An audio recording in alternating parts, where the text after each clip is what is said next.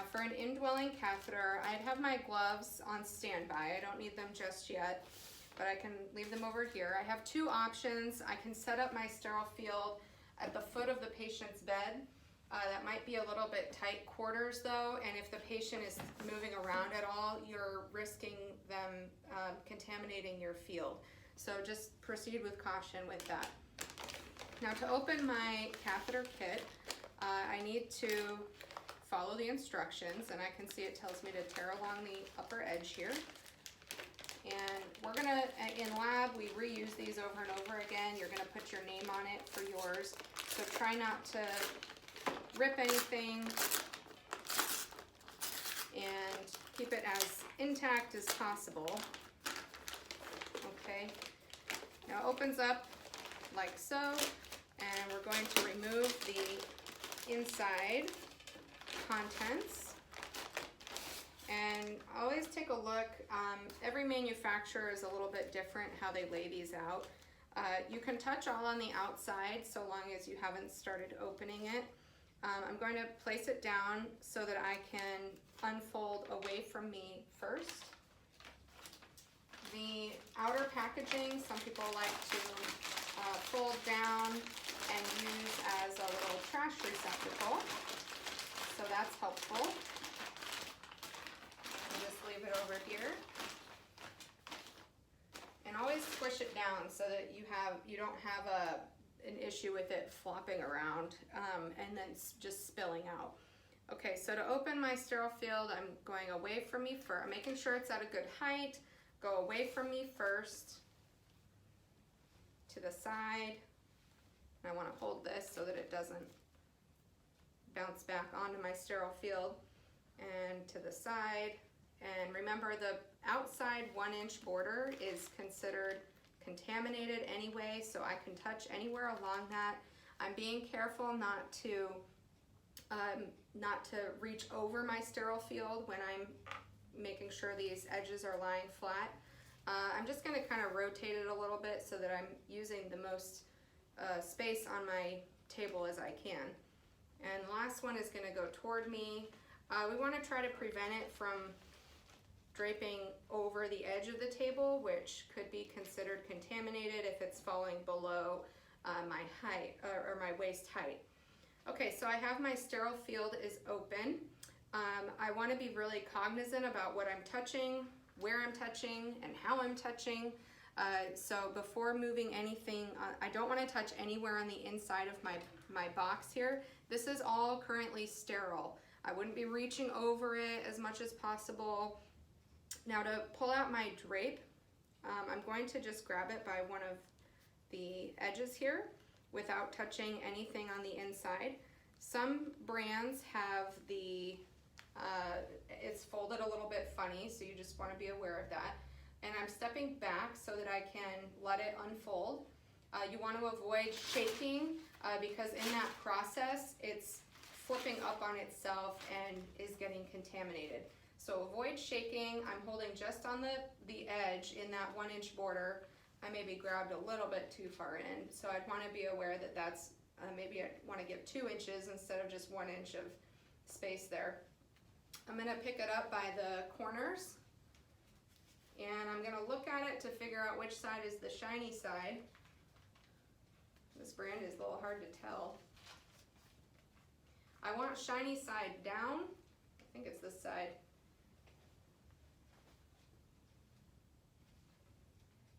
Shiny side down or shiny side away from me. That seems right. Okay, and as I place my sterile drape, if the patient is able to, it's helpful to have their assistants to raise up their buttocks. And I'm just going to, I need to move this a little bit out of my way here. You can either place it lengthwise, like this, or you can place it kind of widthwise, like that, underneath the patient. I think lengthwise gives you a little bit more space for your sterile field, so I find it helpful just to put it down. Now the parts that it's touching there on the patient's skin is okay because it's considered contaminated anyway. Now again, if the patient's able to assist, or if I have helping. It might help to have them have their knees bent up a little bit here. And you'll keep in mind as I'm walking around and doing all of this, I never want to have my back turned on my sterile field over here, my sterile kit, because then I don't know if it's staying sterile. Okay, so then I need to slide my sheet or my sterile drape underneath the patient's buttock here. Make sure I'm not keeping my back to my sterile field. And then have them raise up their hips as I am sliding this underneath their buttock. And I like to kind of reach across their abdomen if we can. If they were too large to reach across their abdomen, this is where having that helper on the other side is really good, because you can have them pull one corner and you're pulling the other corner. You'll notice my hands are not sterile right now, so I need to only touch on those considered contaminated 1-inch border of the sterile field. I'm just going to bring it back a little bit closer here, because now I'm going to get my catheter kit ready. Sorry, Pat, just keep your knees up a little bit for me. That's great. Now, mannequins, they don't abduct their thighs very well, so it's just fine if you have their knees up a little bit. That gives you that clearance that you need there. So I'm going to set up my kit at this point. First thing I want to do is get my gloves on. Now, I could choose to use the gloves that I have separate, or I can use the gloves that come in the kit. Either way is fine. So I'm going to go ahead and do that. When you're doing this, you can turn your table so that you have some space on the end of your table to do your sterile gloving, or you can use their bed. If your bed is at an appropriate height, that would help. This particular gurney doesn't move, so I'm kind of stuck with what I have here. All right, so I don't want to touch anything on the inside of my package except for my gloves. And I'm going to push right in the middle here and just kind of pull them up by the corner. Or I could glove with the gloves that I have separately. So see, these need to unfold. I find that these one size fits all are usually a little big for most people. And make a little tent to make sure it doesn't fold back on itself. Glove my dominant hand first.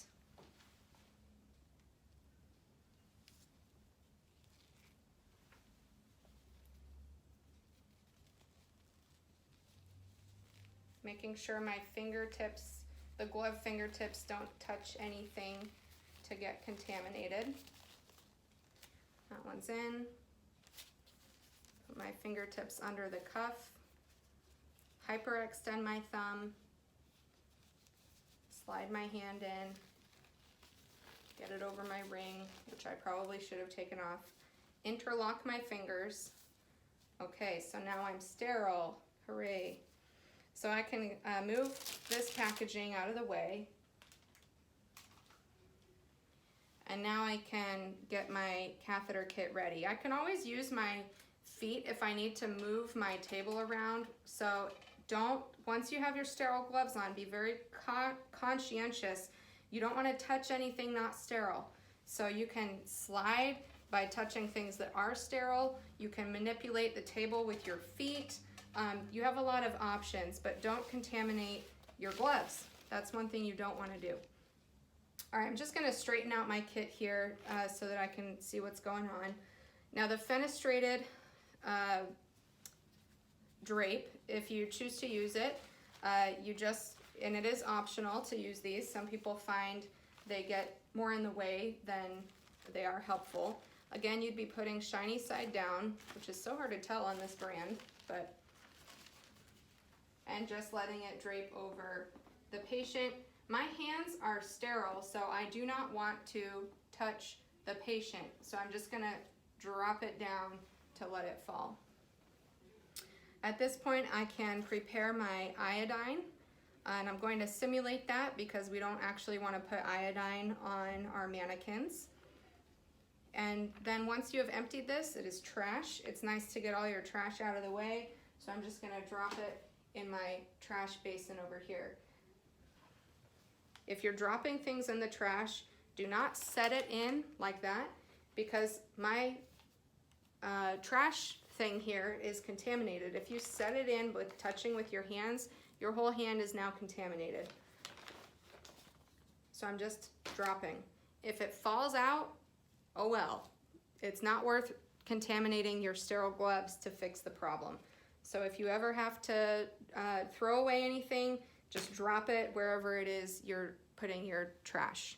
I have my iodine soaked cotton balls now. If I'm preparing a specimen or going to collect a specimen, I want to have my specimen cup available and ready. And so either loosen the cap or take the cap off altogether and have it ready to collect your specimen. Now I'm moving my box. Remember, my hands are sterile, my box is sterile. Anytime you're gonna grab your whole box, remember your hands have to be sterile. If you're not sterile, you're not ready to grab this box yet. I'm moving it over so that I have a little bit more space on my field here, and then I can have the top and the bottom both side by side. So the balloon inflating syringe, I can get that connected on. It used to be that they would say to always inflate the balloon and test it for making sure it works before putting it in. But that is now not recommended. So you can make sure to check your agency and manufacturer instructions. However, we do not recommend inflating the balloon. We're gonna remove the catheter from the sterile sheath here. Be very careful that your catheter does not kind of fling out as you do so. This is another area where students have some troubles. Just pulling out the catheter out of the sheath like this, and your catheter might go flinging off to the side, and now it's all contaminated. So don't do that. Be very methodical as you're removing your wrapping, and make sure that catheter doesn't fling around. The next area where a lot of students tend to contaminate inadvertently is with the discarding of this sheath.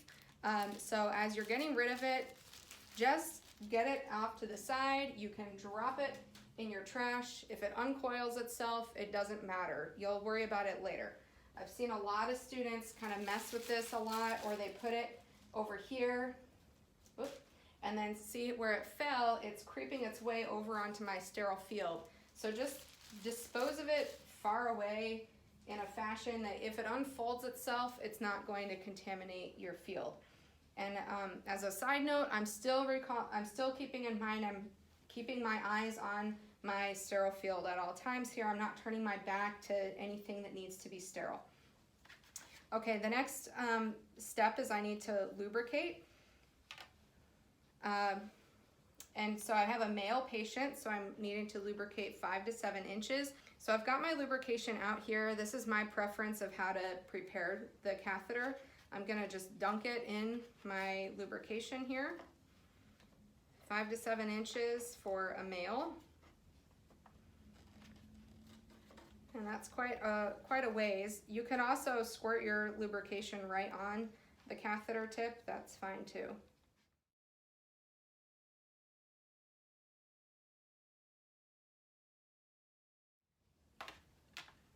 All right, and then I'm just going to set my catheter back in here. Everything is still sterile. It's okay if it gets lubrication on other stuff. That's not a big deal. I'm still sterile. My gloves are still sterile. My box is sterile. Get my syringe all the way in there. And my iodine is soaked, ready to go. I'm gonna take my whole box here. This is the method of preparing on a table and then moving it. So I'm gonna take my whole box over to my patient and drop it on this sterile field. We don't really recommend placing it down, because if your hand grazes something as you place it down, you're then considered contaminated. However, if you're very careful with how you're placing, you shouldn't, in theory, touch anything not sterile, so it should be okay. All right, now I'm going to prepare for cleaning.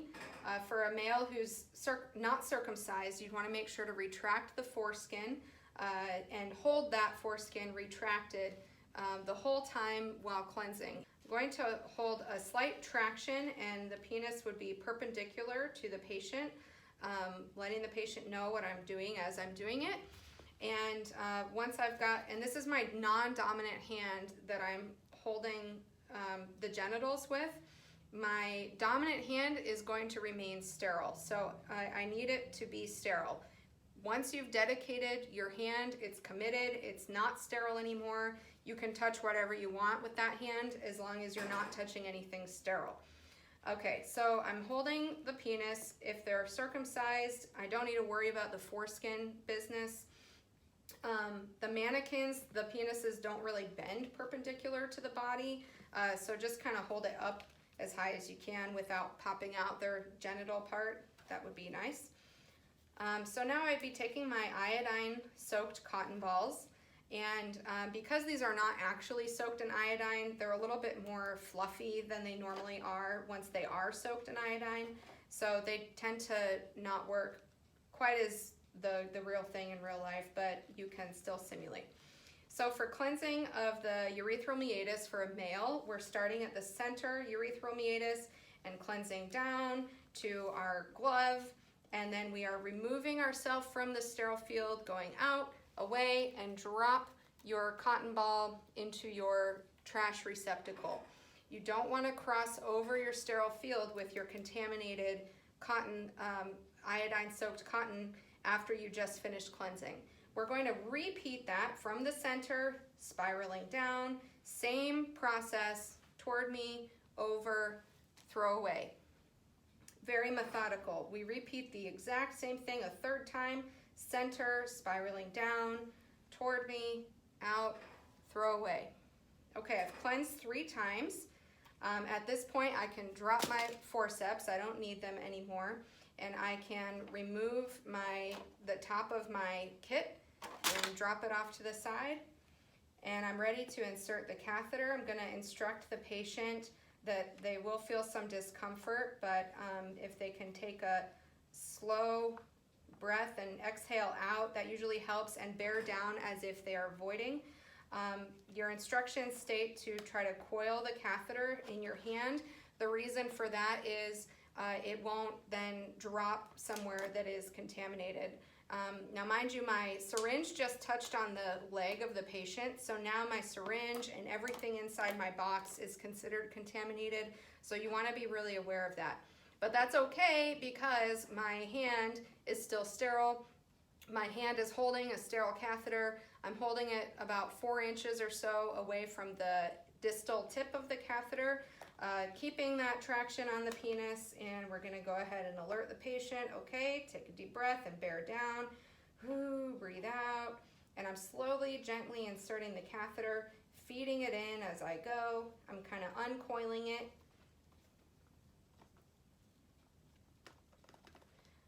I find it helps to kind of get your hand hooked around the bifurcation here, your pinky hooked around that. Feeding in the catheter little by little, uncoiling it as we go. Now I'm going to simulate that I see some urine, and we're going to keep on inserting up until all the way to the Y, the bifurcation, for a male patient. At this point, my sterile procedure is finished. I can hold on to the catheter firmly, and I don't want to let go of that catheter until I am finished inflating my balloon. If I had any resistance at any point, I would stop the procedure. So now I'm going to inflate my balloon, and it should inflate pretty easily. If you're having resistance inflating, there's an issue with the catheter, possibly. What we find is in lab, a lot of times these balloons are used so much that they actually start to, they might start to wear down and break. So if it gets to that point, again, please alert Helen and we'll see about replacing it. I'm looking, the volume on my syringe says it's 10 cc's or 10 milliliters. The instructions on the balloon tip here, the injection port for the balloon states to inflate with 10 mLs, so I'm good there. Now that I've inflated the balloon, you'll see I still need to hold pressure on this syringe, because if I let go, the balloon will deflate naturally. So I don't want to let go of that syringe until I have inflated my balloon, and now I can untwist it while holding that pressure in place. Okay, so then I'm going to just gently pull the catheter down until it feels like it's snug in the bladder. At this point, we can collect our sterile specimen prior to removing, if indicated, that is, if ordered, prior to putting the bag below the level of the bladder. So I can get my sterile specimen cup. I'm only touching the outside. I don't want to contaminate with my glove on the inside of this specimen cup. And I could empty my specimen into there and close that. And now I lower the bag below the level of the bladder. I'm going to secure it on the side of the bed, not on a rail, usually on some kind of a Foley clip area. The catheter would be secured on the thigh using a securing device or thigh strap. I can go ahead and remove all of these materials. I don't want to tear my fenestrated drape, but normally in the clinical setting, I could just tear the drape to get it off of the patient. So I'll just feed it through my catheter there. This would be secured on the thigh, or in some cases, if for male patients, if the penis is very small or they're very obese, it's actually better to stabilize the catheter on their lower abdomen. Most people, though, works just fine for the thigh. The tubing, we are going to clip, we want it to stay coiled on the bed and never kind of sagging underneath the level of the bladder. So that's why we talk about coiling it on the bed and clipping it onto the sheets to keep it from sagging down below the level of the bladder.